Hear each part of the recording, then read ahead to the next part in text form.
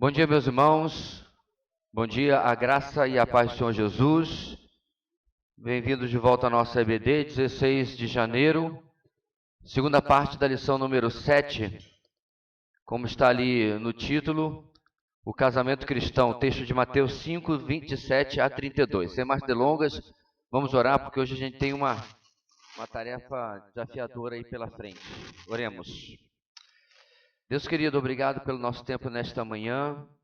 Chegamos à tua presença, ó Deus, necessitados da tua graça, do teu perdão, que possa, ó Deus, cobrir-nos com o sangue do teu Filho, perdoando, redimindo, ó Deus, nossas culpas e trazendo-nos, ó Deus, em graça pela justiça de Cristo diante do Senhor. Abençoa, ó Deus, o nosso tempo nesta manhã, dá do teu Espírito, iluminando nossas mentes e corações para ouvirmos a tua palavra e a entendermos. Em nome de Jesus, amém. Muito bem, meus queridos, vamos lá para a nossa introdução e depois passar para a segunda parte da nossa matéria, ok? Vamos lá. Entramos hoje numa questão de suma importância para todos nós, a pureza matrimonial do cristão. Jesus se refere ao sétimo mandamento que proíbe o adultério. E aí estão os textos da primeira menção dos 10 mandamentos em Êxodo 20, depois a repetição da lei em Deuteronômio 5. Ele vai além e fala do divórcio e do 10º mandamento que proíbe cobiçar a mulher do próximo, o que também é adultério. Novamente os textos. O Senhor Jesus faz uma contraposição à tentativa dos rabinos de limitar o alcance do mandamento não adulterarás. À semelhança do que fez em relação ao homicídio, Jesus lembra-lhes todo o espírito da lei. O ensino de Jesus deve ser obedecido ainda hoje, mesmo que a nossa sociedade seja obcecada pelo sexo e tente nos oferecer padrões morais abaixo dos que Deus preparou para nós. Um comentário mais extensivo disso está na primeira aula, e aí a gente vai ganhar tempo, estamos só relembrando a nossa introdução. O sexo fora do casamento, o divórcio, a homossexualidade, a pornografia, a pedofilia, a bestialidade, que é sexo com animais, são cada vez mais comuns em nosso tempo. No entanto, o nosso modelo é a palavra de Deus, e é firmado nela que manteremos a nossa pureza moral antes e durante o casamento. Vejamos o desenvolvimento desse parágrafo aí do texto. Antes dele, vamos lembrar nossos objetivos e, obviamente, ler o nosso texto, ok? Vamos lá. Saber. Entender a necessidade de pureza sexual dentro e fora do casamento. Sentir. Desejar a pureza sexual. E, finalmente, agir, descartar toda a orientação sexual que não esteja dentro dos padrões de Deus. Agora quero convidar todos os irmãos a lermos juntos o nosso texto base de hoje e relembrar aquilo que nós já vimos na semana passada, ok? Vamos lá? Vocês ouviram o que foi dito, não adulterarás. Mas eu lhes digo, qualquer que olhar para uma mulher para desejá-la, já cometeu adultério com ela no seu coração. Se o seu olho direito o fizer pecar, arranque-o e lance-o fora. É melhor perder uma parte do seu corpo do que ser todo ele lançado no inferno. Mudando o slide aí. Ok. 30. E se a sua mão direita o fizer pecar, corte-a e lance-a fora. É melhor perder uma parte do seu corpo do que ir todo ele para o inferno. Foi dito: aquele que se divorciar de sua mulher deverá dar-lhe certidão de divórcio. Mas eu lhes digo que todo aquele que se divorciar de sua mulher, exceto por imoralidade sexual, faz que ela se torne adúltera. E quem se casar com a mulher divorciada estará cometendo adultério. Na semana passada, então, irmãos, nós já vimos o ponto 1, que é o seguinte: o que Jesus fala sobre o adultério. Então, nós já cobrimos bastante, foi 1 hora de aula. Caso você tenha perdido, está online. Eu acho extremamente relevante, porque a gente vive em uma sociedade. Calma aí, senão o pessoal se distrai. Volta. Nós vivemos uma sociedade, meus irmãos, que eu me lembro há muitos anos atrás, já estava chegando a faixa de 2 em cada 5, ou seja, 2/5 dos casamentos terminando em divórcio. Recentemente saiu uma lei que tornou o divórcio, o ato de se divorciar, uma coisa extremamente simples, extremamente banal, né? É, não quero mais, você não quer mais, bora ali, assina o negócio, acabou. Para casar, tem que esperar uma proclamas aí que sei lá quanto tempo que é, né? 90 dias, negócio assim? É um trem enorme aí, você tem que fazer um monte de coisa, o que inclusive está certo, não estou discutindo, né? Porque pode ter algum oportunista aí que já casou em um monte de estado, ou oportunista, né? E aí com certeza tem que ser os seus cuidados. Mas o divórcio se transformou em uma coisa banal nos nossos dias, né? Eu tinha um cliente há muitos anos atrás que ele estava no 5º casamento, certo? Então mudou de celular, mudou de operadora, é uma coisa que não tem sentido nenhum. E é o contrário totalmente do que a palavra de Deus nos ensina. E várias coisas são ditas em relação a essa questão, como, então é melhor a pessoa viver infeliz. Sempre tem esses argumentos circunstanciais que, obviamente, não cobrem aquilo que, não estão acima daquilo que a palavra de Deus coloca. Então, nós já vimos isso bastante semana passada. Hoje nós vamos falar, meus irmãos, sobre da questão do adultério, né? Hoje nós vamos falar mais exatamente da questão do divórcio. O nosso ponto 2, como estava ali, é o que Jesus fala sobre o divórcio. E eu já vou lhes adiantar que eu não concordo com a posição do nosso material, mas nós vamos vê-lo todinho e depois eu vou corrigir a parte onde, ao meu ver, existe um erro de interpretação, ok? Não é uma interpretação de toda ruim, há outras muito piores, no meio evangélico inclusive, mas tem uma certa incoerência com um fato do texto que a gente vai explicar mais para frente. Vamos lá. Jesus agora passa a discutir sobre a interpretação que os fariseus davam a Deuteronômio 24, 1-4, no que se refere ao divórcio. Uma mulher podia ser mandada embora se deixasse queimar a comida do marido ou por qualquer outra trivialidade. A relação matrimonial estava insegura. Os fariseus estavam abusando deste sistema. Então, este era um problema, irmãos, com as interpretações da lei que os mestres da lei, fariseus, saduceus, pouco importa, traziam. Eles corrompiam aquilo que, de fato, o Antigo Testamento ensinava. Então, existe a necessidade da gente separar o que é a lei em si e aquilo que são adições, interpretações que eram volumes e mais volumes escritos por rabinos que eles davam da lei. Eu exemplifiquei algumas aulas atrás que, por exemplo, a lei fala sobre o não trabalhar no sábado e dedicar mais tempo para a família e para Deus. E aí, o que eles fizeram? Eles colocaram quantos metros você poderia andar. E fizeram uma longa lista do que você poderia ou não poderia fazer. Então, o que acontece com o povo? Eles acabam obedecendo aquela lista legalista, mas no seu coração, de fato, não obedece nada. Não há, de fato, um coração que está voltado para aquilo que a lei realmente estava ensinando. E a mesma coisa estava acontecendo em relação ao divórcio, assim, criando exceções e mais exceções. E é claro, né? É uma sociedade onde a liderança é masculina, e aí, obviamente, a corda estourava do lado mais fraco. Como eu falei semana passada, a passagem da mulher pega em adultério, onde Jesus está escrevendo no chão, né? Quem tiver a primeira pedra, você conhece a passagem. Você tem um fenômeno, é uma mulher que conseguiu adulterar sozinha, porque cadê o cabra? O que demonstra que a lei estava sendo usada para, na verdade, oprimir o povo em lugar de ser algo para protegê-lo. Segundo parágrafo. O casamento moderno tem se tornado muito instável.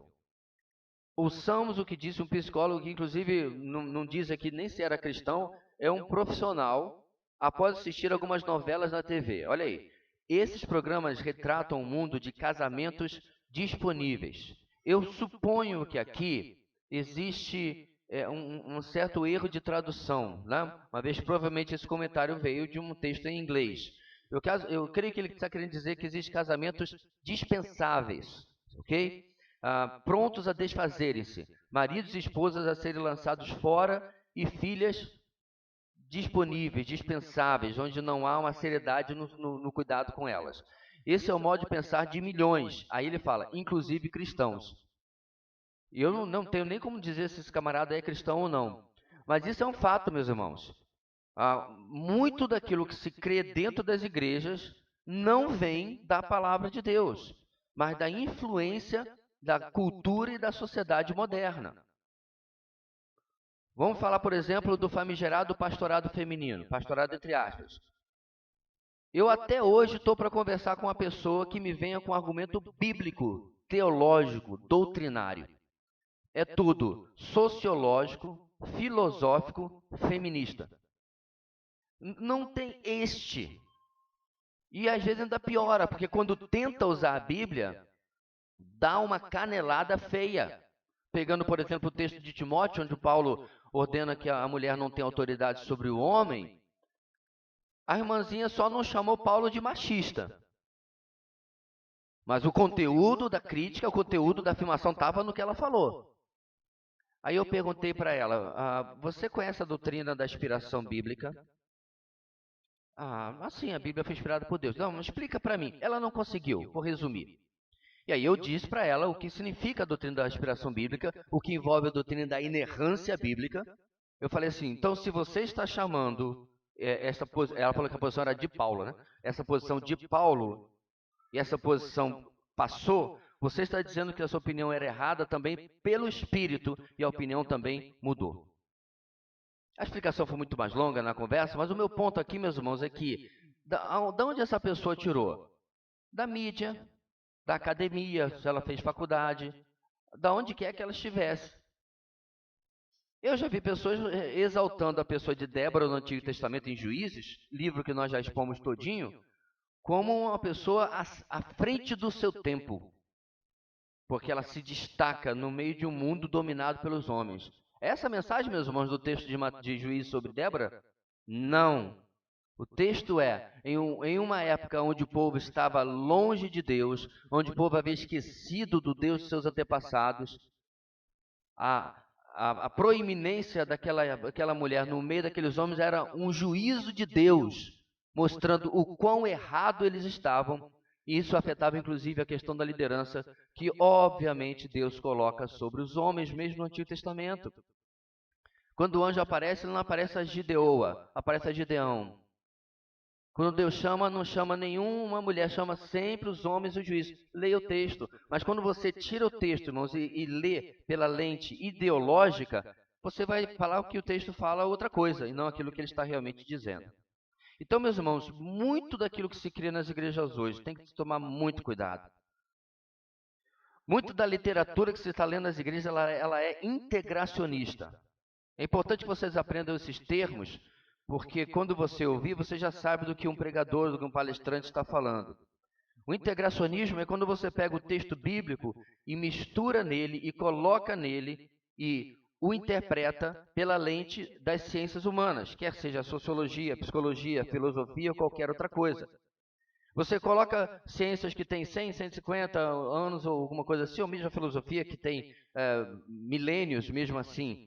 Um filósofo fala uma coisa, outro fala outra, e o terceiro fala uma coisa, e o quarto muda tudinho. Você pega esses pensamentos e lê a Bíblia através das lentes dessas ideologias humanas, e aí você começa a ensinar a Bíblia com distorções.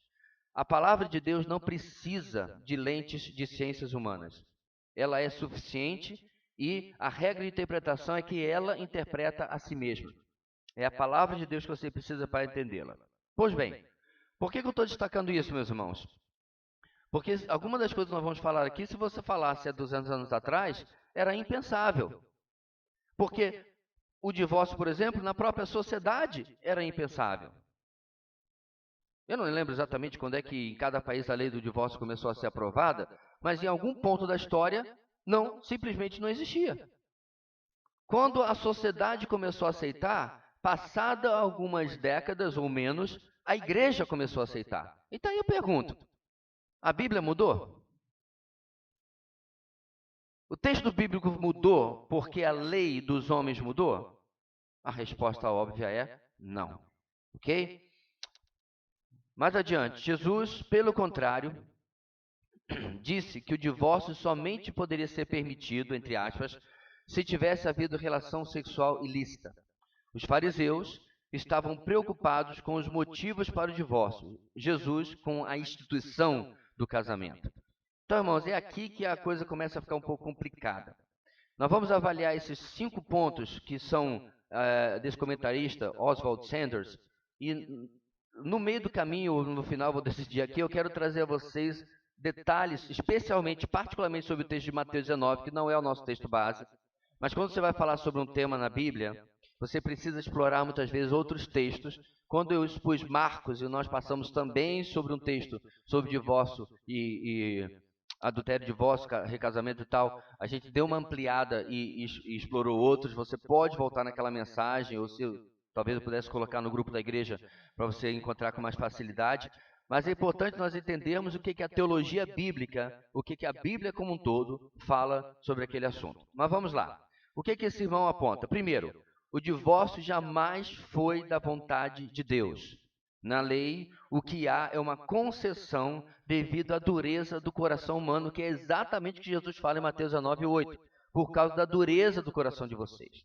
Este é o primeiro problema, meus irmãos, de nós usarmos esse texto para divórcio. Alguém aqui é judeu?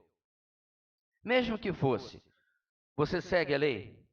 Porque o argumento está baseado em uma concessão da lei civil e não da lei moral. Nós aprendemos vários domingos atrás que existem 3 divisões na lei do Antigo Testamento: a lei civil, a lei moral e a lei cerimonial. Muito bem. A lei cerimonial é aquela que dizia que você pega o animal e você corta assim, você joga tal coisa fora e o sangue vai para cá e a parte que vai assar vai para esse sacerdote. Havia diversas prescrições na lei cerimonial de como você deveria conduzir os sacrifícios e o culto no templo, ok? Então, por exemplo, quando você canta Jesus, tua presença, não é a luz que outrora apagada, é a luz que outrora apagava. Por quê? Porque ao final do plantão, ele deveria apagar a luz da menorá e o próximo sacerdote acenderia. E aí a música fala, a luz que outrora apagava, agora brilha, porque na simbologia do tabernáculo, a menorá, o candelabro, a luz, simboliza Cristo, que é a luz do mundo. Ok? Parentezinhos aí. Mas ponto é que nós não temos mais menorá. Incrível. Quando nós chegamos em nossa congregação para assumir o trabalho lá, tinha um menorá feito de tubo de PVC. Tô brincando não. Tipo, um púlpito e meio aqui, desse tamanhão. E, obviamente, ele foi devidamente tirado e nós colocamos lá um único símbolo real que existe do cristianismo, que é a cruz. Porque a igreja estava passando, antes nós assumimos aquela congregação, por uma ênfase judaizante. Gente, eu amo Israel, se eu pudesse ir lá todo mês visitar, eu ia, se eu tivesse dinheiro, mas não somos judeus. Os símbolos de Israel não servem para nós. Nós somos igreja. Israel é Israel, igreja é igreja. Certo? Então, a lei cerimonial, ela passou. A lei moral, como nós já destacamos, ela permanece. Adultério continua sendo adultério, homicídio continua sendo homicídio, tudo aquilo que inclui a lei moral. E a lei civil? O divórcio cai dentro das prescrições da lei civil. Em Mateus 19, Jesus está falando com quem, gente? Russo, grego, baiano, está falando com quem? Judeus. É por isso que hermenêutica não é complicado. Você precisa prestar atenção com quem ele está falando. Se ele estivesse falando com o pessoal Ciro Fenício, como a mulher que ele ajuda lá, com a filha com problemas, se ele estivesse falando com os gregos, os helênicos que estavam nos seus dias também, se ele estivesse falando com romanos, mas ele está falando com os judeus, dentro da lei judaica, dentro daquilo que para eles naquele momento era válido e que logo iria caducar, porque o fim da lei é Cristo, para a justiça de todo aquele que crê, como Paulo diz em Romanos. Número 2, o matrimônio só pode ser dissolvido pela morte de um dos cônjuges, Mateus 19:6. Nisso nós estamos em completa concordância, eu e o autor e o comentarista aqui também. Realmente, irmãos, a Igreja de Cristo precisa resgatar a afirmação que é usada quando todo mundo está, né, feliz da vida, com os olhos brilhando, coração palpitando, até que a morte o separe. Mas ultimamente tem se transformado em qualquer coisa, até que a dívida o separe. Até que a incompatibilidade de gênios, isso é mais moderninho, né? Os separe. Até que qualquer coisa os separe. Meus irmãos, preste atenção. Unir dois pecadores debaixo do mesmo teto, depois de Gênesis capítulo 3, está fadado ao fracasso. Peraí. O que o senhor está falando, pastor? Como eu já sempre dei esse exemplo, vou dar mais uma vez. Você coloca um náufrago e uma bola de vôlei em uma ilha deserta. Eles quebram o pau. O que você esperaria de dois pecadores, criados em duas casas diferentes, que não compartilham nem DNA, diga-se de passagem, são nem sangue do seu próprio sangue. Aí você coloca dentro de uma casa, né? Aí passa uns anos e tá aquela maravilha. Comentava ontem no final da coisa, e o camarada triste porque a sua esposa estava em casa, que ele precisando de um sorvete, e ele lá tomando sorvete longe da sua esposa. Eu achando tão bonitinho o pessoal casar de novinho, né? Moço, se eu estiver sozinho, assim, no meio do lado, tomando sorvete, você ia lembrar de mim? Pode dizer. Ia, por quê? Para pagar o sorvete? A brincadeira aqui, meus irmãos, é que é legal, nos primeiros anos você fica assim, né? Tá novinho de casado, você tá olhando, aquela nuvem é a cara da fulana e tal. Passados 20 anos, tá olhando o quê? Acho que vai chover, ó. Ponto aqui é que o pecado vai ao longo do tempo, meus irmãos, corroendo os nossos relacionamentos. Então, a parte da graça de Cristo, um casamento está fadado ao fracasso. Nós precisamos do Senhor nas nossas vidas para que Ele possa nos ajudar a reconhecer que nós, e aí os meus aconselhados em relacionamento em pré-matrimonial vão lembrar disso, que nós estamos fadados a viver com o pior dos pecadores. Quem é, irmãos? Eu. Eu acordo todo dia com o pior dos pecadores. Isso conspira contra qualquer relacionamento. Não é só casamento, mas qualquer relacionamento. Deixa eu abrir um parênteses aqui. Pastor, mas é o pessoal do mundo que está casado. Não tem graça de Deus? Tem. Chama-se graça comum. A parte, irmãos, a parte do que Deus abençoa este mundo, nada funcionaria para o bem, inclusive os casamentos. Ok? É importante nós destacarmos isso. Então, concordo plenamente com o número 2. E nós precisamos, irmãos, resgatar isso.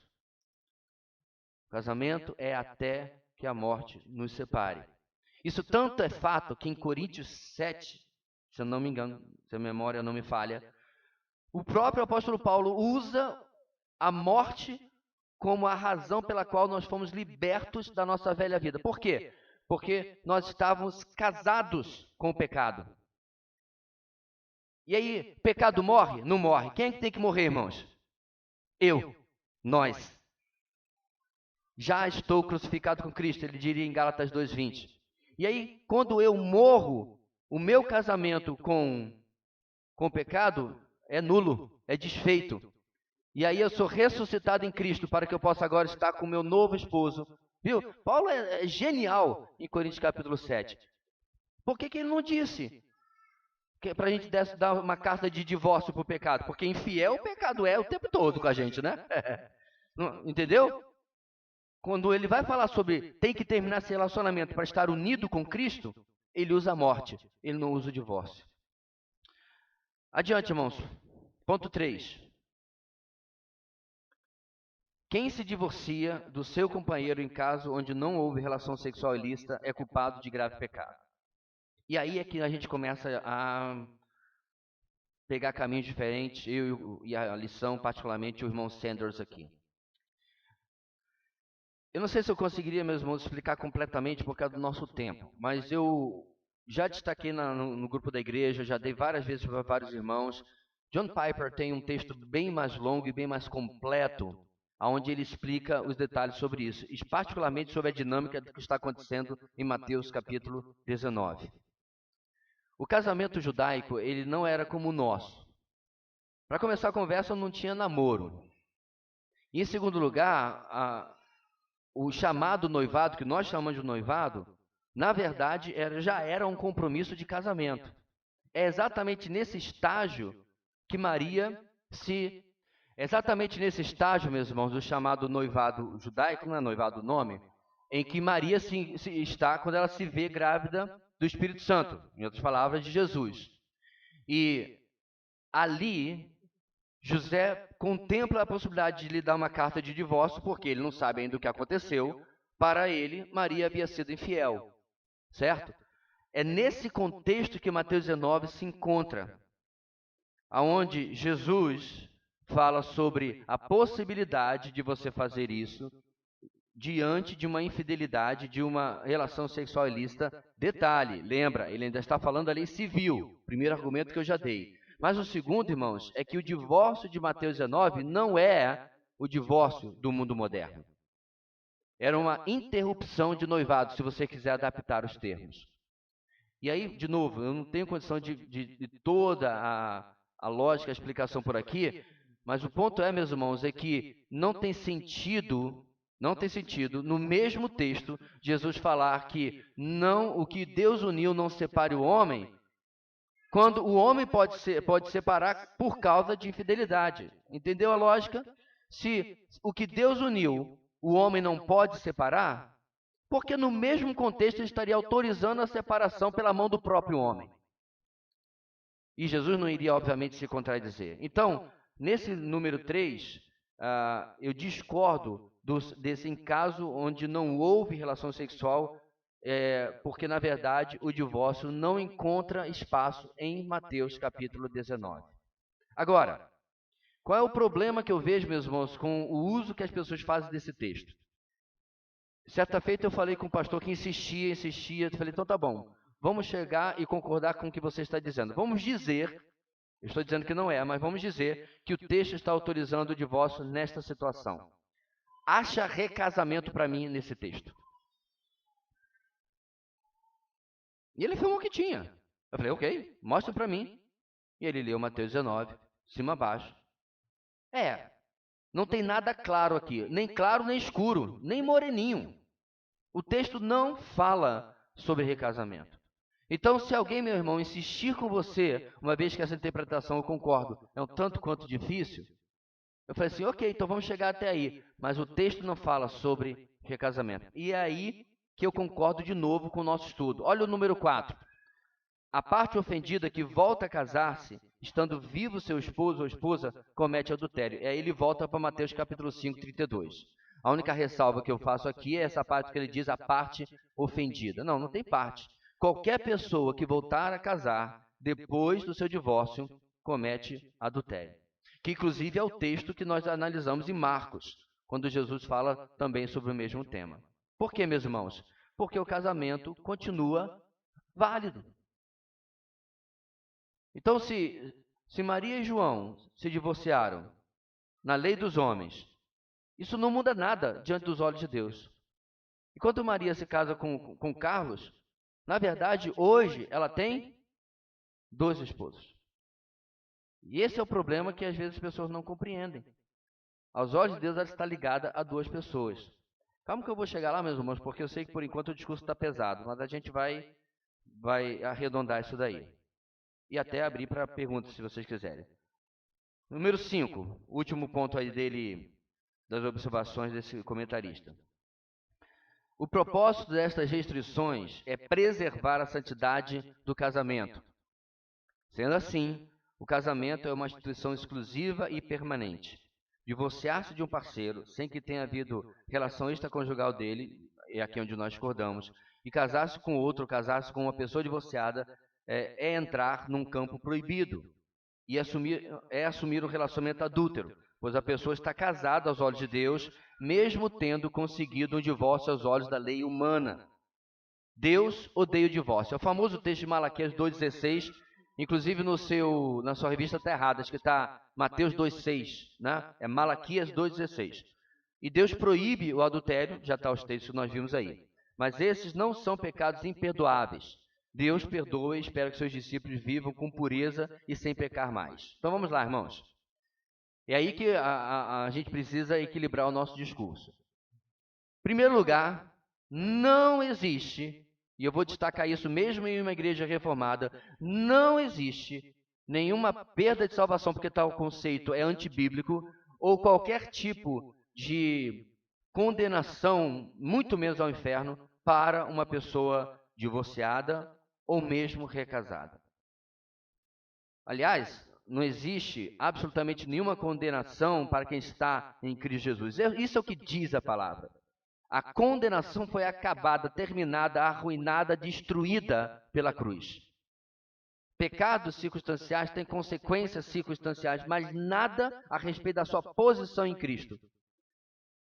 Aos Efésios, Paulo fala que todos nós, toda a igreja, não é só os melhores crentes, não só aqueles que não cometeram os pecados que a gente acha mais graves do que outros.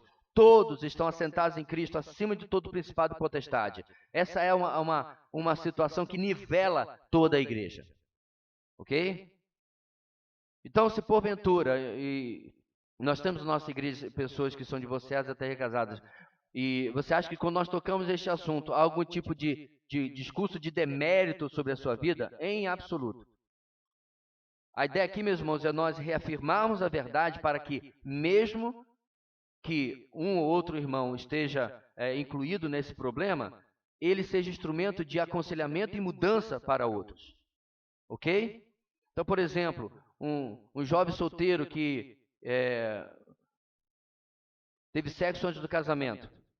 A vida dele acabou, está desgraçada para nunca mais sair para coisa alguma? Claro que não. Número 1, pecado é perdoado em Cristo. Número 2, tudo aquilo negativo na nossa vida deve ser usado de forma positiva para a glória de Deus. De uma jovem que aconselhamos que passou por aborto e carregava esse peso, né, durante muito tempo.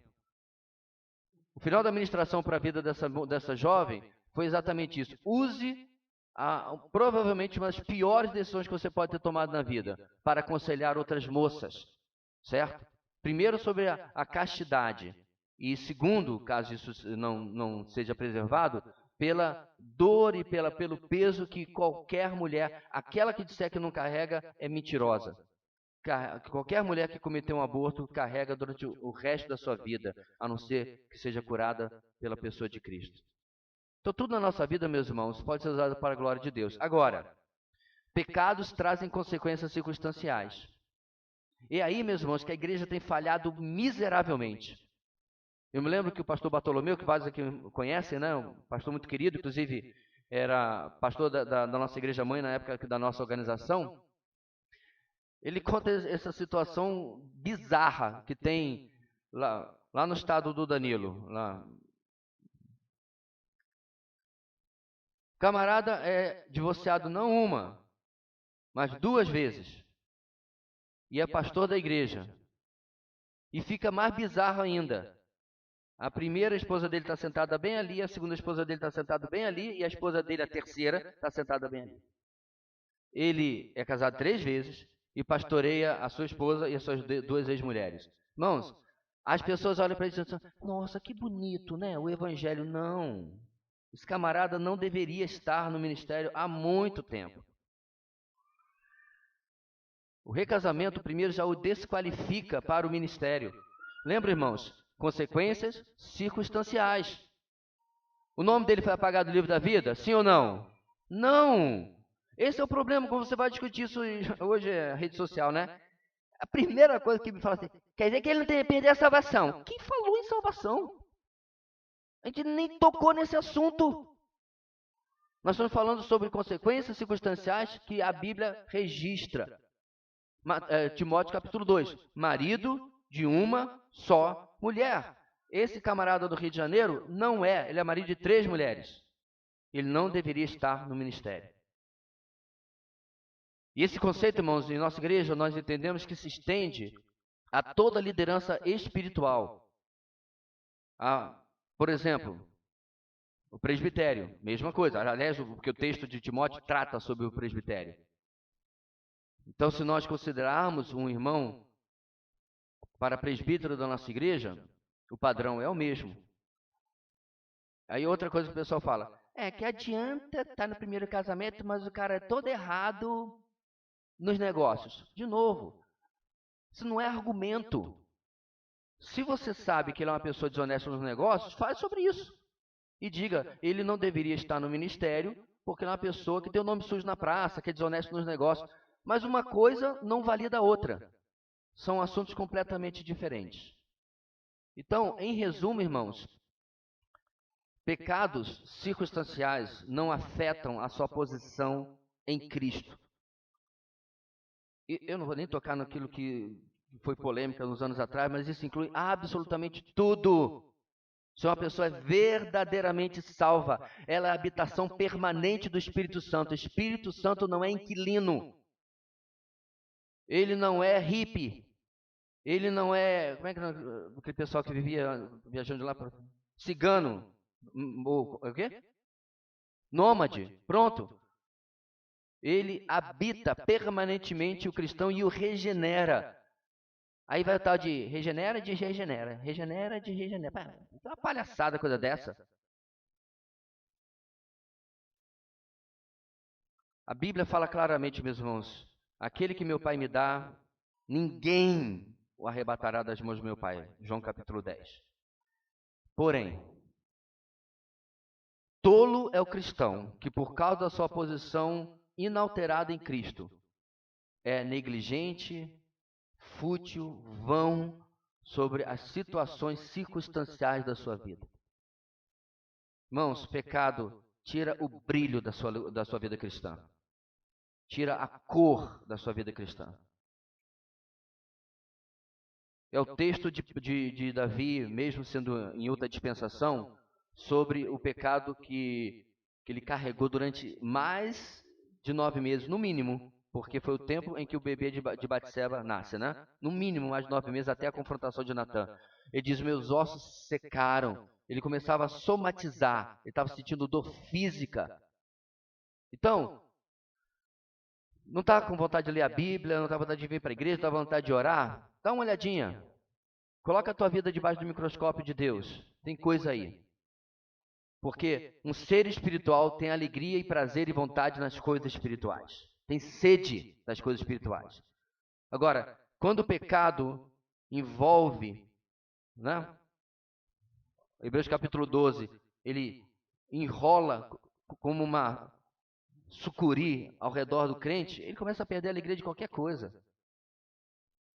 E é por isso que muitas vezes, muitas igrejas e crentes começam a ir atrás de alternativas de entretenimento. Por quê? O puro maná de Deus, né, a palavra, não satisfaz. É como eu vivo dizendo pro pessoal que vem visitar a nossa igreja. Rapaz, tu vai gostar daqui não, provavelmente. Aqui é muito chato, só tem Bíblia. Bíblia, Bíblia, Bíblia, Bíblia. Então a Bíblia. Não tem Halloween gospel, não tem festa junina gospel. Não tem dancinha patética, ou quer dizer, profética. Não tem nada dessa palhaçada gospel de hoje, só Bíblia. E graças a Deus, a maioria das pessoas que eu brinco assim, falam assim, mas é isso que eu estou procurando mesmo, porque eu já andei aqui, ali, acolá, e eu estou farto. Que é um lugar que a gente aprenda a Bíblia. Então tá bom, vamos ver se a gente consegue preencher essa expectativa aí. Irmãos, o ponto principal que nós precisamos entender, voltando para o nosso tema, claro, né? O casamento é difícil? Qualquer um casado aqui diria. Qualquer um diria como é difícil duas pessoas insuportavelmente pecadoras viverem juntas. Mas ele ainda assim, debaixo da graça de Deus, não é apenas uma criação de Deus, mas um dos relacionamentos onde você vai ser mais trabalhado e mais abençoado na sua vida. Porque eu particularmente não abriria a mão do meu. Apesar de qualquer coisa que você possa dizer que aconteceu no seu, eu também acredito que você não abriria a mão do seu. Mas, muitas vezes, o pecado se aproveita da nossa carnalidade para colocar essas possibilidades na nossa vida, essas alternativas na nossa vida. Por que, irmãos? Porque tal como a água que você despeja vai procurar o caminho de menos resistência, assim é a nossa carnalidade. Ninguém quer trabalhar por aquilo que vale a pena. A gente queria que as coisas fossem, né? Assim. No nosso aconselhamento pré-matrimonial, você fica vendo assim, meio que a esperança dos dois se esvanecendo, sessão após sessão, né? Bordoada após bordoada que a gente vai dando. Por quê? Porque tem um castelo da Disney, né? Com de fadas que a gente tem que destruir, de falsas pressuposições que o mundo joga em cima das mocinhas, joga em cima dos rapazinhos. Então, eles acham que vai ser uma coisa, mas aquilo que realmente vai ser é muito melhor e vale a pena. Nós estabelecemos o padrão bíblico dessas coisas quando o mundo tem trabalhado e contribuído contra.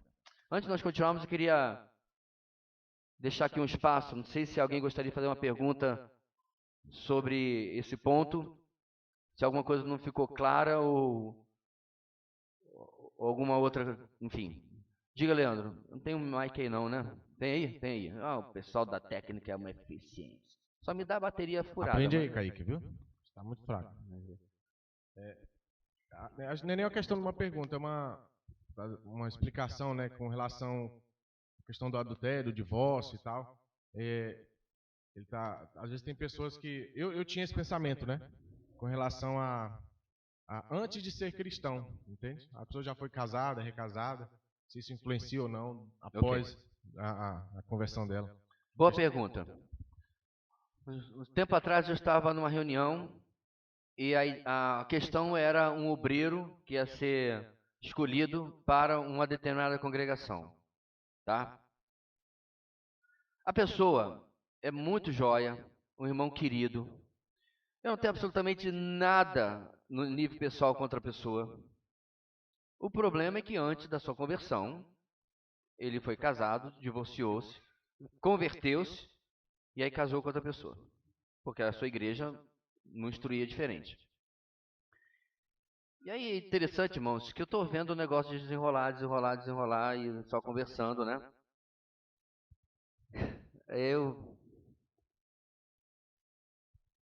Pois não, pastor? Irmãos, eu falei bem assim. Eu lamento ser sempre a voz chata. Mas a Bíblia diz claramente, aí eu citei o texto de Timóteo.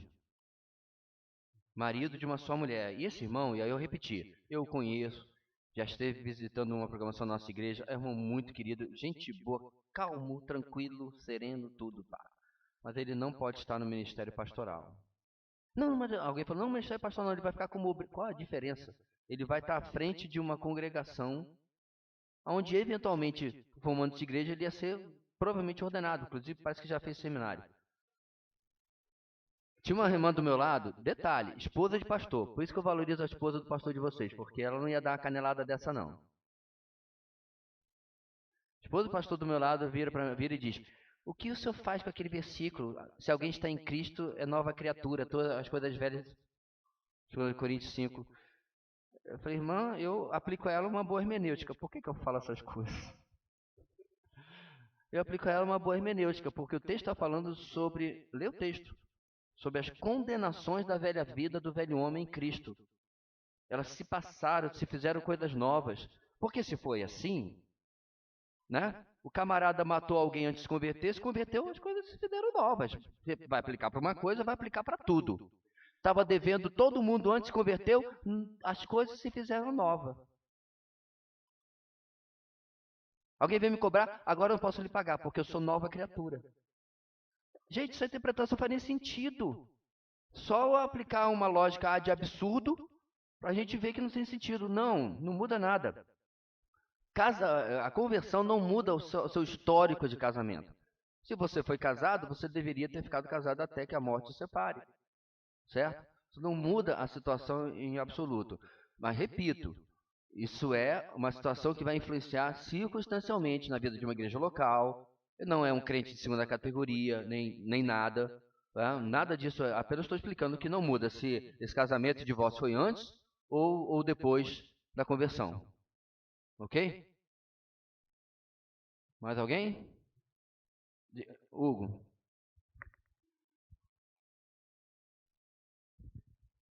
Pastor, eu só deixar claro que eu também tenho a mesma visão, questão do casamento, mas tenho várias discussões com outras pessoas em questão de pastores reformados defendem questão de quando tem a questão do marido vai embora, alguma coisa assim, eu queria saber se tem recasamento. Eles falam bastante o texto de 1 Coríntios 7,15 que fala: todavia, se o descrente separar-se, que se separe. Em tais casos, o irmão ou a irmã não fica debaixo de servidão. Deus nos chamou para vivermos em paz. Eu sei que não fala de nada de recasamento aqui, mas eles sempre usam esse texto para, foi embora, abandono de lá, pode casar de... Tá, nós estávamos em Manaus, numa conferência. Eu não sei se alguém da igreja estava, acho que o Bruno hoje está de plantão. Acho que o Enófilo também estava. Você estava na conferência que... não vou mencionar o nome do pastor, não, deixa para lá. Na que você foi, era aquele presbiteriano famoso? Então foi nessa mesma. Falei a denominação, pelo menos. Aí estava ele lá, expondo 1 Coríntios, né? Erro básico do organizador. Não dê um texto polêmico para alguém que você discorda do pensamento, porque vai dar ruim, né? Eu cometi isso na primeira conferência, em dar a palavra de perguntas para o preletor, né? Como diz, aprendi a minha lição. Enfim, e aí ele afirmou isso, no texto de Coríntios, e usou outros, de que aí havia a pessoa foi abandonada, né, por um descrente, certo? E poderia casar novamente. Acha para mim recasamento nesse texto. E não foi eu que perguntei não, irmãos. Eu não estou desmerecendo, mas quem perguntou foi um pastor que havia viajado 3, 4 dias da aldeia indígena. Eu não estou desmerecendo o fato dele ser indígena, mas lá estava um camarada que provavelmente só tinha um curso médio, e olhe lá, né? Se a FUNAI ainda levou o ensino médio para lá, e aqui estava um cara em pós-doutorado, e ele ficou em saia justa. O irmão pastor indígena levantou, estava até com os adereços e tal. Mostra para mim, pastor, recasamento no texto. E para cá, e para lá, e para cá. Por quê? Porque ele estava citando a confissão de fé de Westminster. Ele não estava citando a Bíblia. Irmãos, eu sou confessional, mas eu jamais colocaria a confissão de fé batista de Londres, ou a declaração doutrinária da Convenção Batista Brasileira, ou a confissão de Savoy, ou a confissão de Westminster, ou qualquer outra que você puder me jogar acima disso aqui. Aqueles são documentos humanos, este é um documento divino. Aqueles são documentos que servem como um guia, uma orientação para entender a doutrina, particularmente a doutrina reformada. Este aqui é a fonte daqueles documentos. Então, por exemplo, a Confissão de Fé Batista de Londres afirma que o Papa é o anticristo. Eu discordo. Na minha escatologia isso não encaixa. Então eu, corretor branquinho, eu apago aquele artigo sem problema nenhum. Eu nunca apagaria uma linha disso aqui, mas aquilo eu apago. Então esse é o problema de alguns ramos, não só reformados, mas outros também, porque usam alguma coisa que foi escrita ou que eles acreditam para responder as perguntas. Mas quando você vai para o texto, eu repito, ache recasamento para mim no texto. Como eu falei, eu posso até, hermeneuticamente, chegar com você até a concordância do divórcio em caso de relações ilícitas, mesmo que eu discorde, eu posso entender a lógica, tá? Da interpretação da pessoa. Porque em hermenêutica, irmãos, às vezes não é tão simples assim, bater o martelo A ou B. Às vezes a gente pode dizer assim, o texto pode ser A e pode ser B. Vamos dizer que está tipo 60% a 40%, mas há uma possibilidade. Mas recasamento não. Você pode ir para o texto, eu desafio qualquer um a provar recasamento no texto, inclusive de Coríntios 7. A irmã... Detalhe, o texto fala claramente, tá? Que a Maria que é crente e o João que não é. O João foi embora. Aí eles pegam isso aí e aplicam tudo. Né? O João era crente, e aí mas também aplica. Eles vão criando ramificações. Por quê, meus irmãos? Porque é um tema muito difícil das igrejas se posicionarem. Elas preferem, né, levar em banho-maria e maciota e alisar a coisa do que bater o martelo e dizer assim, isso aí não existe, isso aí não pode ser do jeito que você quer, porque não é o que a Bíblia diz.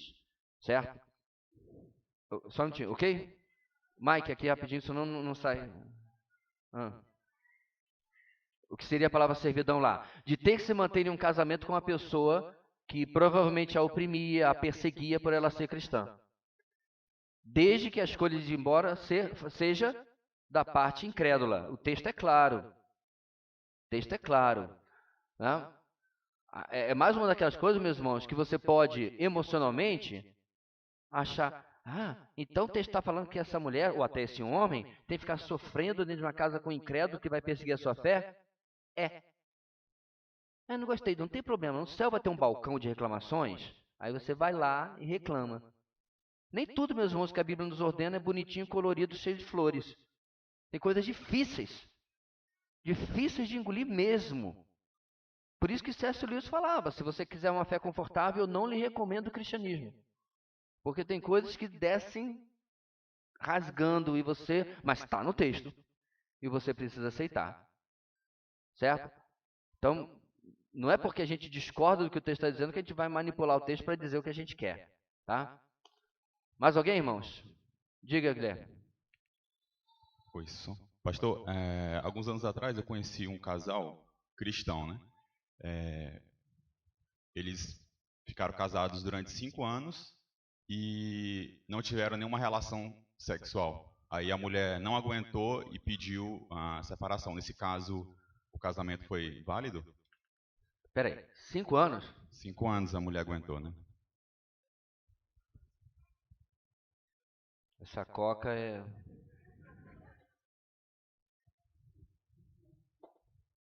Valha-me.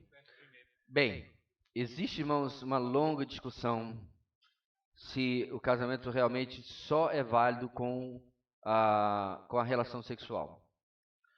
Eu tenho certa dificuldade, de novo, de encontrar isso no texto. Porque quando você vai em Gênesis capítulo 2, e o primeiro casamento é celebrado por Deus, depois Adão e Eva é mencionado da sua relação, em que Adão conheceu sua mulher e teve um filho, tarará, tarará. A partir deles já estão casados. Aos olhos de Deus eles estão casados. Porque se a gente começar a querer ver cada detalhe, também tem gente que acha que o casamento que é feito no cartório não vale. Só vale se for feito na igreja. Detalhe. Qual igreja? O prédio? Então há toda uma conceituação meio imaginada do que é casamento. Ao meu ver, se um homem e uma mulher, tá? Não 2 pessoas, um homem e uma mulher. Uma pessoa XX, uma pessoa XY, para deixar bem claro.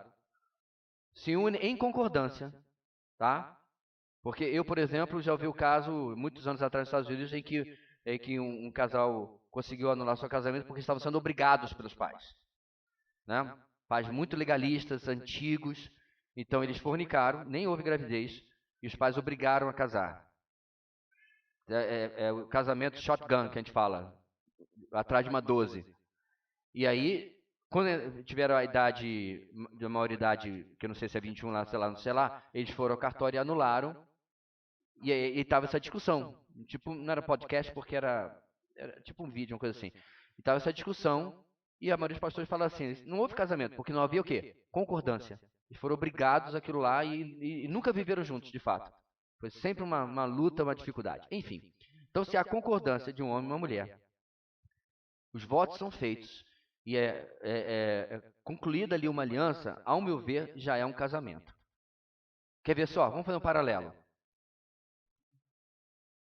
Tem um casal aí, e já aconteceu isso. Um dos dois sofre um acidente e fica tetraplégico. Tá, o resto da vida no hospital e alguém já diz assim, provavelmente não vai resistir. E aí com um ato de amor, né, de carinho e tal, a outra parte, eu ainda quero casar com você, a gente era noivo, ainda quero casar com você. Eles não são casados de verdade? Ou vai ter que ter uma relação ali com a pessoa tetraplégica, cheio de tubo, num hospital, numa cama de hospital, para que vale a pena? Então, eu discordo. Nós tivemos um caso parecido, não era um negócio 5 anos assim, mas na igreja de onde eu vim, tinha um camarada que era ligado tipo em 9 volts, ele devia ser ligado 110, né, normal, muito parado, muito off da vida.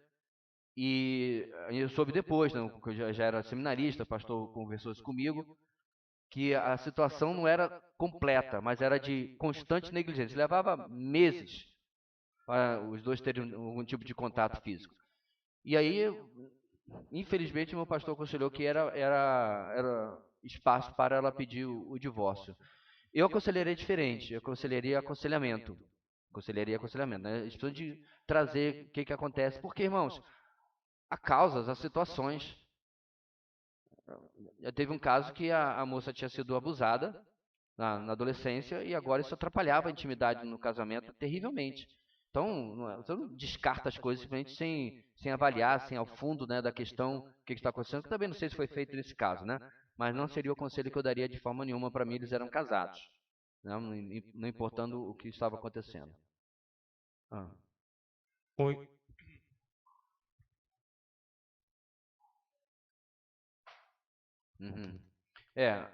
A lei está destacando se essa situação de você incluir o relacionamento físico não se refere à questão de uma só carne. Eu diria que não, porque Gênesis capítulo 2 menciona isso. Né? Eles já é osso dos meus ossos, e eles não tinham tido relação ainda. Né? Se bem que eu acho que Adão não demorou muito não, porque Eva devia ser absolutamente deslumbrante, muito mais bonita que as girafas e os elefantes que tinham lá no jardim. Mas, até aquele ponto, está na cerimônia. Nada aconteceu. Ele já declara que ela é osso dos meus ossos, carne da minha carne. Ok? Diga lá. Pastor, eu queria ler aqui 1 de Timóteo 3:2 diz: é necessário, pois, que o bispo seja irrepreensível, marido de só uma mulher, moderado, sensato e irrepreensível. Quando aqui fala marido de só uma mulher, quando se comete adultério fora do casamento, antes de casar, aquela pessoa poderia conduzir, liderar alguma igreja, assim, cometeu adultério, nunca casou, cometeu adultério, aí ela casa, primeira vez ela casou. Você está perguntando se o adultério faz daquela pessoa mulher daquele homem. Isso, Certo. Não por causa das questões que autenticam um casamento. Você tem compromisso, você tem juramento, você tem quesitos presentes em Gênesis capítulo 2 que separa um infeliz relacionamento de fornicação ou adultério de um casamento de verdade, certo? Da mesma forma, a gente tem tratado assim, porque é claro, a gente tem que, de certa forma, adaptar à realidade moderna e à nossa cultura. Não mudar a Bíblia, mas entender como ela se aplica, certo? Então, se duas pessoas apenas viveram juntas ou tiveram um relacionamento longo, até... para mim, o casamento tem que ser determinado por um acordo, por uma cerimônia, tem que ser feito um casamento. E não apenas... o camarada foi um aventureiro, um playboy, como a gente diz, né, antes de se converter, e teve 300 mulheres. Ele casou com as 300? Não. Eu concordo com o senhor, mas a pergunta seria, esse homem, casando a primeira vez, casou, seria liberal para ele conduzir alguma igreja? Se ele foi casado apenas uma vez, sim. Mesmo já tendo cometido adultério, né? Sim. Entendi. Não, era só isso a dúvida. Porque, de novo, nós estamos falando sobre casamento, né? Não diminuindo a gravidade do que aconteceu, né? Mike, isso. Pastor, a minha dúvida é com relação a como a igreja lida com uma pessoa nessa situação. Então, por exemplo... Qual delas? Não, uma pessoa hipotética, vou te explicar. A pessoa era casada da igreja, ou fora da igreja, separou, está na igreja, está casada de novo. Nesse caso, ela está em pecado. Eu acho que esse é o entendimento, se eu entendi corretamente, né? Então, no casamento.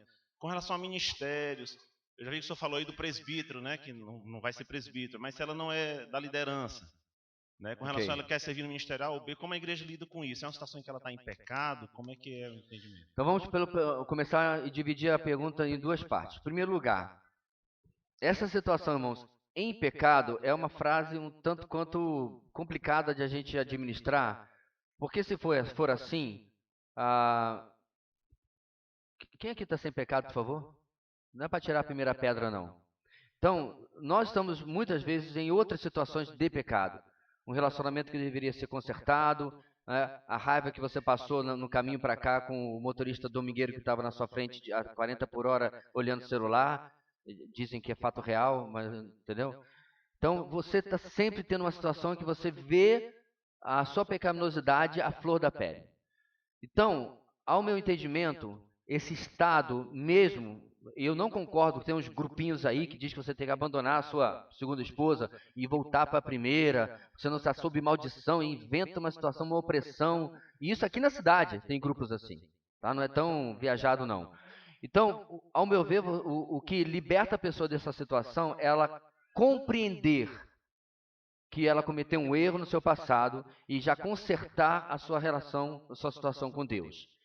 Nós já recebemos irmãos aqui na nossa igreja nesta situação, e eu deixei bem claro que a membresia dessa pessoa estava condicionada a qual análise ela fazia hoje, do que ela havia, a decisão que ela havia tomado 1, 2, 3, 4, 5 ou 10 anos antes, certo?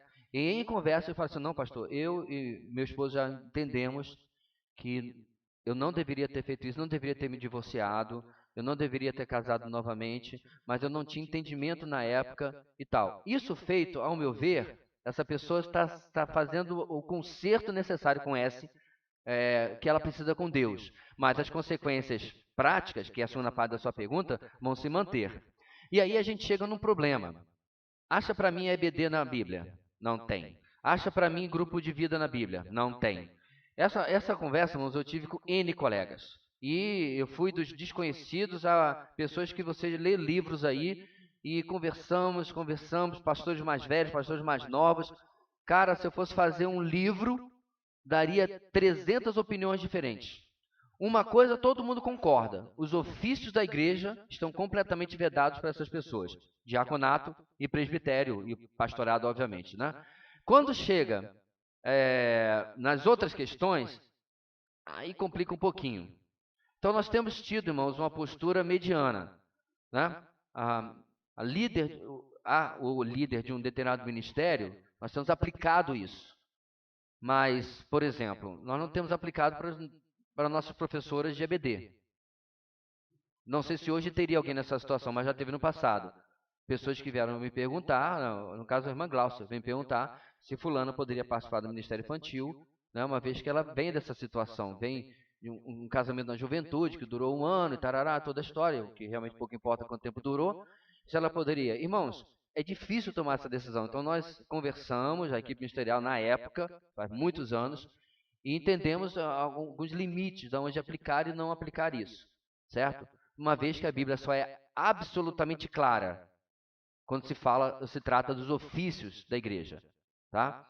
Então, talvez um irmão ou outro possa discordar. Não, pastor, nossa igreja está sendo leniente demais, ou nossa igreja está sendo dura demais. Mas o fato é, meus irmãos, que como liderança, e eu particularmente como pastor, que vou prestar conta dessas decisões em um tribunal muito mais elevado do que os irmãos, eu preciso tomar uma decisão. Eu não posso ficar em cima do muro. E a nossa decisão não foi tomada de maneira banal ou leve. Foi em oração e olhando textos bíblicos e, como eu falei, ouvindo muita gente mesmo, gente muito mais experiente. Um pastor de 70 e tantos anos que eu conheço, foi um dos que eu fiz, inclusive, Skype com ele na época. Olha, Skype. Né? Alguém usa Skype ainda? Né? Isso é o pré-Zoom. Né? Eu fiz o Skype com ele, conversamos. E ele colocou os limites que ele também teve que adaptar na igreja dele. Porque são situações... Então, por exemplo, você tem... sei lá, um ministério de esportes, uma coisa assim, né? Não existe ministério de esportes, mas alguém quer fazer um trabalho, né, com futebol e chamar os rapazes da igreja, né, as moças também, se quiser jogar futebol, uma vez que o futebol feminino precisa de muito talento ainda, quer chamar os rapazes do bairro também, entendeu? Esse camarada não pode ser divorciado e casado? Como é que eu vou definir uma coisa dessa de uma maneira absoluta? É muito complicado. Para começar a conversa, não tinha futebol na Bíblia, porque Jesus mandou lançar as redes e parar a bola. Essa piada é velha, irmãos, não conhece não. Então, é difícil. Tem situações na igreja moderna onde a gente pode pegar o princípio, mas talvez meu entendimento e a minha aplicação do princípio, a nossa como liderança, vai ser diferente da outra igreja. Né? E a gente vai ter que ter um certo respeito aí, desde que a coisa diz, então vale tudo. Não vale tudo não. Tem áreas que são bem definidas para mim, né? E acho triste, mas a nossa denominação em termos de quem pode e quem não pode ser pastor está perdida. Eu digo isso claramente. Não é só a nossa, né? A Assembleia de Deus recentemente abriu porteira para pastor recasado. E não era mais tradicional nesse ponto. Mostra que cada vez mais a modernidade está mudando as atitudes das igrejas em coisas que não deveria mudar. São bem firmes. Alguém levantou o braço por aqui? Aqui, não precisa do mic, senão não sai na gravação e fica um espaço em branco. Uma pergunta. Antigamente acontecia muito isso. Pessoas que viviam junto e não casavam, né? Hoje também tem muito mais, eu estou falando do povo mais velho. E no caso aí de duas pessoas que não eram cristãos, casaram, e aí a mulher, ou o homem, no caso a mulher, de uma pessoa que eu conheço, ela se converteu, teve filhos, vive até hoje com o rapaz, só que nunca casaram, nunca casaram. Mas por causa dele, tipo, ele não quer casar. São duas perguntas aí. Ela está em pecado? E a outra pergunta é, ela pode assumir ministério na igreja? A primeira, eu diria que não, porque o que ela vai fazer? Vai mandar o camarada embora? A emenda sai pior que o soneto. Então ela deve, e a gente sabe que as mulheres têm os seus jeitos, né? Ela pode com jeito e tudo mais, continuar trabalhando a vida do seu esposo, explicar para ele o quão importante isso é para ela, né? E geralmente os argumentos do lado de lá, isso é só um pedaço de papel. Eu falei, isso é só um pedaço de papel. Qual o problema da gente gastar R$350 no cartório e resolver esse problema? Então, ela deve comunicar a ele com doçura, né, com paciência, a necessidade de resolver isso. Essa é a primeira parte. Segundo, sim, ela teria certas restrições no ministério, né? Não existe presbítera, mas, entendeu? Em algumas questões de liderança feminina, ela teria certas restrições porque ela não está em um casamento. Inclusive, irmãos, nós não aceitamos como membro da igreja. Já erramos algumas vezes. Eu tenho que colocar na ficha de batismo e de membresia a pergunta se a pessoa é devidamente casada. Mas sempre que a gente percebe que cometeu esse erro, a gente já corre atrás, dizendo, agora você resolve. Então, nós vamos ter 3 batismos em maio de pessoas que estão resolvendo a sua situação. Já resolveram, já casaram, né? A sua situação porque estavam apenas vivendo juntos. E lá na congregação nós vamos ter 4 membresias, né? Que é a mesma coisa. Nós apresentamos a membresia da congregação uns meses atrás, eles não entraram. Eles vão entrar agora. Inclusive eu sou testemunha de um dos casamentos, né? Porque vai fazer só no civil mesmo. E aí vai resolver o problema da membresia lá e o problema do batismo aqui. Certo? Então, eu vejo que é uma situação que a igreja se coloca pelo certo para ajudar até seus próprios membros a não entrar na membresia achando que é qualquer coisa. Você pode ver de qualquer maneira, inclusive faltando o elo do casamento. Ok? Diga, só um minutinho, diga, Adson. Cadê o Mike? Já está fazendo o cardio de hoje, o sonotécnico.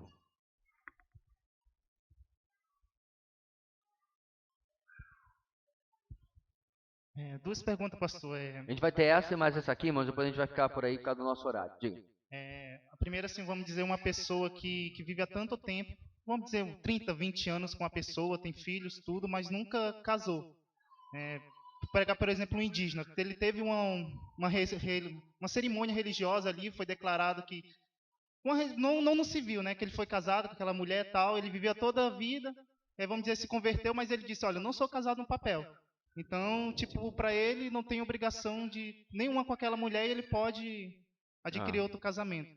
Como pessoas hoje usam a questão de união estável, que não, de fato não casou. Então, eu queria saber o que realmente constitui o casamento nesse sentido. De novo, não há diferença entre um dia, um mês, um ano ou 30 anos. Em relação, ele não é casado. Tá? Ele estava vivendo em fornicação. Mas eu tenho filho. Geralmente o que acontece com fornicação. É o resultado óbvio, né? Especialmente depois de tanto tempo. O que eu faria nesse caso, irmão, é que eu tentaria examinar e conversar se eu não vejo nessa pessoa um certo oportunismo. Inclusive, se ele vai se responsabilizar, ele tá, como crente, está se responsabilizando pelos filhos que ele colocou no mundo. Então não é tipo, não casei mesmo, tá? Deus te abençoe, foi bom esses 30 anos enquanto duraram, porque agora encontrei o amor da minha vida, a crente de verdade e tal. Então, a coisa não é tão banal assim. A gente tem que verificar se essa pessoa não está sendo, como diz, um espertalhão, uma espertalhona, querendo se aproveitar, digamos, de chama de loophole, de uma brecha, uma brecha nos quesitos que a gente tem colocado, para se aproveitar e se desvencilhar de um relacionamento, porque, irmãos, depois de 30 anos, o casamento ainda pode ser uma maravilha, mas muita gente poderia, de novo, mal intencionada, citar um monte de razões pela qual gostaria de um relacionamento novo, né? Uma aventura, uma coisa assim, e eu verificaria muito bem. particularmente se o ministério tivesse envolvido. Eu falei, mas peraí, você está se propondo para o ministério, mas você não tem a honradez de resolver essa situação que você mesmo arrastou durante 30 anos. Eu, particularmente, não encaminharia essa pessoa para o concílio, para o ministério. Eu não vejo honradez, eu não vejo estabilidade na vida dela. Tá? Então, há decisões práticas da vida ministerial, da vida de igreja, que eu, como pastor e a liderança, poderíamos tomar dentro de uma situação dessa. Por quê? Por que não casou? Por que não resolveu? Cadê a postura, né, de homem de Deus ou de mulher de Deus numa situação dessa? E se agiu dessa maneira tão desonrosa aqui, o que garante que não vai agir no próximo relacionamento? Qual a diferença? E assim vai. Né? Eram duas... A outra pergunta é em relação a um relacionamento abusivo. Né? Vamos dizer que com a Ótimo, mulher... vamos lá. Ela... Teve uma jovem de outra denominação, obviamente neopentecostal, onde o pastor dela virou para ela dizendo que ela tinha que orar mais. Aí ela procurou nas redes sociais, falou do marido, eu acho que ele era da igreja também, não lembro, faz muito tempo isso. Aí eu falei para ela o seguinte, olha só, você vai fazer o seguinte, anota, tá anotando? Tá. Número 1, você vai fazer um BO. Você vai ir na polícia, na delegacia da mulher e fazer um BO, tá? Especialmente se você já tiver com um braço roxo, olho roxo, qualquer coisa assim, melhor ainda. Você vai e faz um BO. Número 2, você vai pedir... Alguém me ajuda aí, como é que é em português? Restraining order, para manter a distância. Um de cada vez. Como é que é? Medida protetiva. Pronto. Para ele ficar longe da sua casa. Certo? Se você não conseguir, aí eu perguntei, você tem mãe, pai, tio, alguém e tal? Você vai sair de casa. Então veja bem, eu nenhuma vez mencionei divórcio. Nenhuma vez. Eu dei as medidas necessárias para que ela tivesse a sua integridade física preservada. Tá? E aí, eu falei assim, se ele lhe procurar, diante de tudo isso, você vai condicionar a volta de vocês a aconselhamento pastoral. Falei, nem aconselhamento ponto, nem aconselhamento bíblico, aconselhamento pastoral. Com outra pessoa que não seja seu pastor. Esse camarada não sabe nada de aconselhamento. Né? Vai orar? Pelo amor de Deus. Eu não sei qual o desfecho, eu sei que ela se divorciou, mas eu não sei se ela fez o que eu falei. Talvez ela tenha ido pelo caminho, de novo, de menor resistência, né? É mais fácil pular fora do que tentar resolver. Teve outro camarada que o discipulador dele, né, avisou. Se você tocar... Cara, eu tô brincando não. Camarada desse tamanho. A esposa dele... Assim, do tamanho da irmã Neide. Até loira também assim, né? E 3 filhinhas assim. 3 galeguinhas assim, coisa mais linda. Eu falei para o discipulador dele, mas mano, não tem estômago para isso aí não, porque eu tô para fazer um araquiri nele. Eu não aguento um negócio desse não. Mas vamos lá, botar a cara de paisagem, vamos conversar. E aí ele com a calma falou assim, se você fizer de novo e ela não quiser, eu vou na delegacia e denunciar. E ele fez de novo. E ele foi lá e denunciou. O cara é doente. Avisado mais de uma vez. E aí foi preso. Então, irmãos, igreja não brinca, não passa a mão com isso. Então, se não tem que eu saiba, se tiver alguma irmã debaixo de algum risco ou qualquer coisa aqui, você está porque você quer, porque você está calada e não procurou ajuda. A mesma coisa eu falei online para várias pessoas que me procuraram sobre esse assunto, hipotético ou não. Existem leis que devem ser aplicadas. O que eu não faço é usar tal situação como uma desculpa para o divórcio. Tá? Aliás, irmãos, o meu conselho sempre é assim. Crente não inicia processo de divórcio, ponto. Eu, inclusive, aconselho, não assine nada. Mas aí vai sair de qualquer maneira litigioso, que saia. Você até o último minuto, você obedeceu a palavra.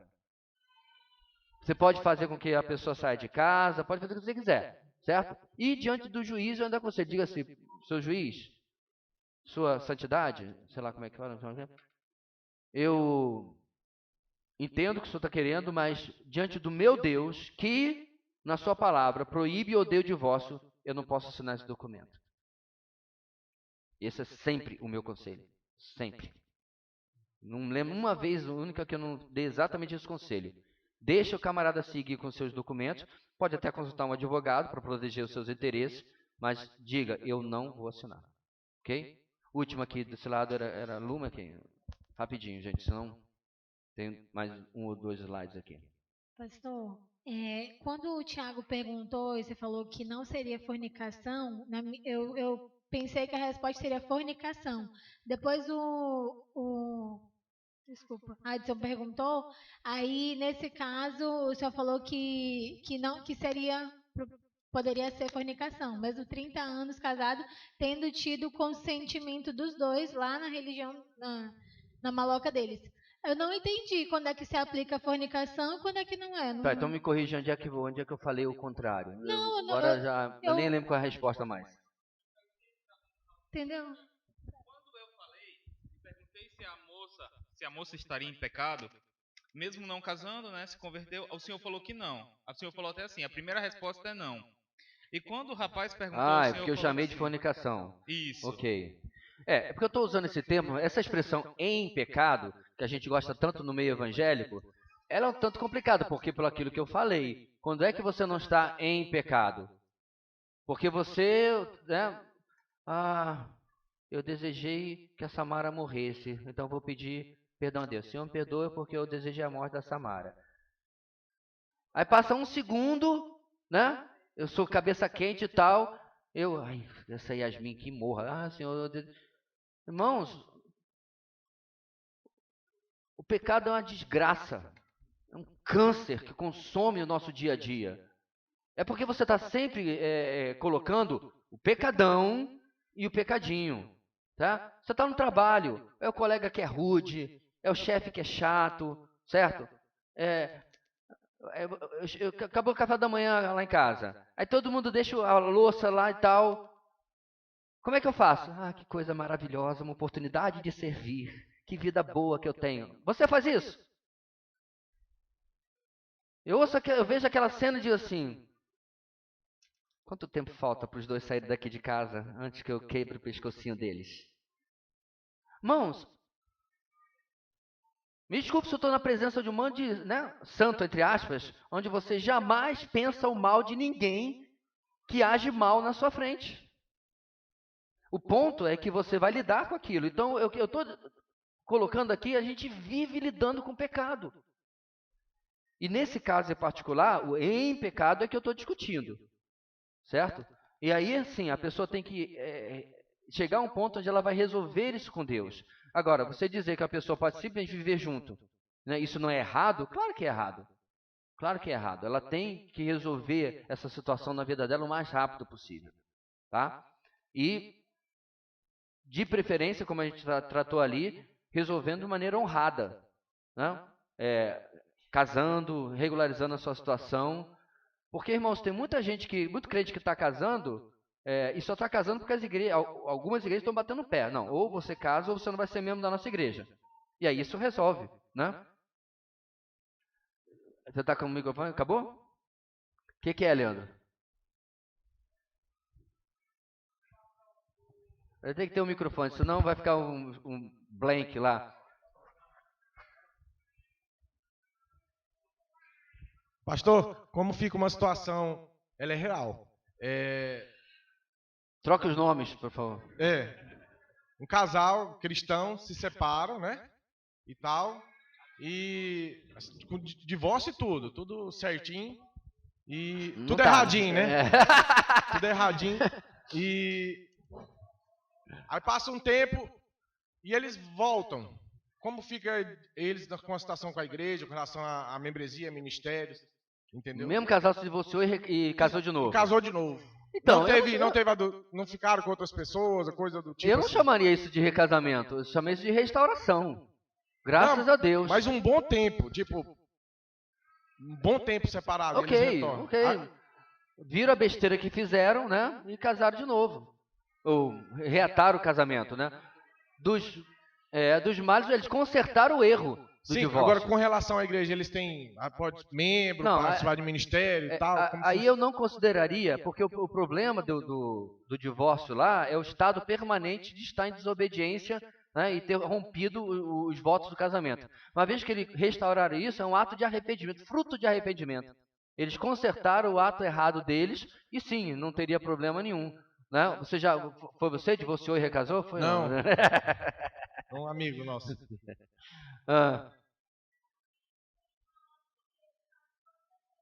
Sim, de novo, lei civil, né? Se a gente for pegar todas as leis civis, sobre família e tudo mais, você pode pegar o princípio quando você aplicar. Mas, por exemplo, você está usando algodão e viscose junto? Está em pecado. Não pode misturar 2 tecidos no Antigo Testamento. Não é? Lembra desse texto? Então, são leis civis, que não valem mais para nós hoje. Irmão, só para terminar aí, muda aí o slide.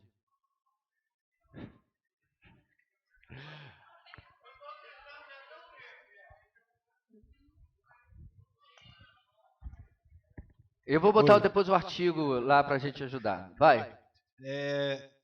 Se um casal na igreja, após aconselhamento, ele decide ainda assim se divorciar, como que esta igreja lida com essa parte de membresia? Isso seria visto como uma rebeldia? Como é que seria essa situação? E qual seria a posição da igreja diante desse casal? Tanto um divorciado que insistir em um recasamento, quanto casados que insistirem no divórcio serão excluídos da membresia. Esta é uma em 1000 igrejas que fazem isso. A maioria das igrejas, deixa para lá, deixa mutar, e assim vai. Certo? Inclusive aconteceu. Não preciso mencionar, mas pode procurar, está faltando um casal aqui. Faz alguns meses, os 2 foram desligados, porque, na verdade, principalmente pela falta de respeito com a liderança da igreja, em primeiro lugar, porque nós chamamos, e detalhe, irmãos, deixa eu colocar aqui, quando o seu pastor diz assim, preciso falar com você, passa lá em casa, não é exatamente o convite. Não sou seu dono, não sou seu líder espiritual nesse sentido, mas se eu pedir a você que achasse um lugar na sua ocupada agenda, manhã, tarde ou noite, pode ser qualquer horário, deixa um conflito com o programa que eu tenha, e você me enrola 1, 2, 1 mês, semanas, 1 mês, 2 meses, 3 meses, por N contatos que eu faço, eu sinceramente sinto extremamente desrespeitado com o pastor, porque quando você precisou, achou, ia citar meu endereço em gravação, deixa pra lá, você achou o endereço no Pricumã, mas quando era para tratar de um problema, nunca você teve tempo, e foi o que aconteceu com o casal, até que finalmente me mandou uma mensagem mal criada, pastor, não vou não sei o que, nada, seja feita a sua vontade. Então já aconteceu. Né? Talvez os irmãos não estejam lembrando, mas foi falado que estavam sendo desligados por causa disso. E estão... Por quê, irmãos? Os problemas deles eram tratáveis, mas eles optaram pelo caminho de menor resistência. Era mais fácil o divórcio. E pior, irmãos, olha, deixa eu falar uma coisa aqui. Estavam com problemas desde antes de chegar na nossa igreja. E chegaram, passaram anos aqui e não vieram pedir ajuda. Meus irmãos, a minha bola de cristal eu comprei na AliExpress, lá na China. E ela não tem peças no Brasil. Está quebrada. Eu não tenho como adivinhar que seu casamento está em crise. 3, 4, 5 anos. Aí você encontra aqui no culto. E a minha irmã, como é que tá? Tá ótimo, pastor. Tá, beleza. Tá, o filme da Cinderela. Os passarinhos me vestiram hoje de manhã. E eu vou adivinhar que não é mentira? Porque quando eles me contaram isso, minha primeira atitude foi de dar-lhes uma espinafrada, como minha mãe falava. Porque vocês estão com esse problema porque vocês querem. Porque não quiseram tratar quando deveriam. E aí, quando a coisa ficou uma bola de neve do tamanho de uma avalanche, e aí não tinha mais como resolver. Quer dizer, até tinha, mas era mais difícil. Eles não quiseram. Então já teve os 2 casos, né, que eu mencionei. Irmãos, esta igreja que infelizmente já disciplinou uma jovem por namorar um incrédulo. A gente não brinca com aquilo que é princípio bíblico. Pode procurar, se você vai encontrar uma igreja que tenha feito isso. Porque hoje passa-se a mão e se tolera absolutamente tudo. Qualquer coisa vai. E nós não fazemos isso, irmãos, porque nós somos melhores. Nós fazemos isso debaixo de tristeza e temor a Deus, pedindo ao Senhor que, Coríntios capítulo 5, essa atitude leve as pessoas ao arrependimento. traga mudança na vida, se verdadeiramente cristãs elas forem, né? Por mais difícil que seja. Próximo slide aí, rapidinho. É bom lembrar que a ênfase não é sobre o divórcio, e sim sobre o casamento. A sua ênfase será sempre sobre o perdão e a reconciliação e não sobre a tragédia do divórcio. Cabe a cada um de nós gastar tempo avaliando os preciosos preceitos de Deus para o casamento, investir tempo e esforço na nossa união, para que o divórcio não ganhe espaço em nossas famílias e igrejas. Irmãos, infelizmente, o coeficiente de divórcio nas igrejas evangélicas está quase igual a fora delas. Infelizmente. Além do mais, quando o casamento se desintegra, segue-se a culpa, a ira, os ressentimentos, o medo e o desapontamento. O mundo tem feito, inclusive, irmãos, uma coisa que é um vexame. Festa de divórcio. Já viu? Na internet? Festa de divórcio. Isso é uma banalização, irmãos. Isso é uma cusparada na cara de Deus, o Criador da família. Fazer a festa, isso devia ser o dia mais triste da vida de uma pessoa. E a gente tem comemorado. Conclusão. Jesus visa a total pureza dos seus discípulos. O corpo dos discípulos pertence a Cristo. Somos membros do corpo dele e por isso devemos nos abster da impureza. 1 Coríntios 6, 15 a 20.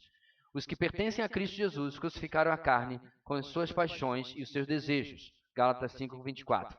Assim, essa lei mosaica se cumpre somente no corpo crucificado. Ou seja, aqueles que estão em Cristo podem com certeza viver acima dessas limitações. Continuando. Quanto ao casamento, preservá-lo não é tarefa fácil, mas se o casal confiar que Deus pode melhorá-lo e mantê-lo, o divórcio jamais será necessário. O casal deve buscar a sabedoria, força e orientações divinas à medida que caminha. A leitura diária das Escrituras e a oração são forças poderosas que preparam os casais para o poder curativo de Deus. A nossa força para a pureza moral está na nossa comunhão com Jesus. Como já falei inúmeras vezes, irmãos, a resposta para todos os nossos problemas horizontais está no nosso relacionamento vertical. Eu não estou sendo simplista, não estou sendo banal nessa afirmação, mas pode verificar. Quando você não consegue tolerar, né, as situações horizontais na sua vida, circunstanciais ou pessoas, volta ao pé da cruz. Volta ao exemplo do Senhor Jesus. É aí que nós encontramos, irmãos, como está dizendo o nosso texto aqui, a força, a motivação para vencer qualquer situação na nossa vida. Uma última aplicação, uma frase de Stanley Jones, como na verdade uma oração. Ó Cristo, de coração, pensamento e ações puras, quero conhecer o teu segredo. Dá-me da tua pureza. Ajuda-me, pois, a ser assim tão natural como tu és. É a ideia, meus irmãos, de que nele, em Cristo, estão todas as condições e o poder que nós precisamos para vencer absolutamente tudo da nossa vida. E como eu sempre digo, quando eu assim não faço, quando eu não venço, não é porque eu não consigo, é porque eu não quero. Eu não quero vencer. Eu não quero melhorar essa situação no casamento, porque isso vai requerer de mim humilhação, vai ter que requerer de mim submissão, vai ter que requerer de mim trabalho, alguma coisa, e eu não quero. Tá bom como tá? Não tá, né? Mas eu prefiro não ter o trabalho de investir e gastar o tempo que eu preciso. Amém, meus irmãos? Hoje foi meio longuinho, né? Mas amém. Vamos orar, queridos, encerrar o nosso tempo de hoje. E hoje à noite estamos aqui às 18h30 para nosso culto, para a nossa exposição da palavra. Amém? Deus querido, muito obrigado porque podemos, na tua palavra, ter o completa instrução e orientação para absolutamente tudo na nossa vida. E esta é uma área extremamente importante, onde certamente o Senhor não nos deixaria sem orientação. Que nós possamos, ó Deus, na dependência do teu Espírito, contar com a misericórdia do Senhor, a tua graça, para que possamos, ó Pai, ter nossas famílias sempre aos pés da cruz, sempre andando com o Senhor. Abençoa, Deus, nossa tarde, abençoa nosso culto desta noite aqui em nossa congregação. É o que oramos, no nome de Jesus. Amém.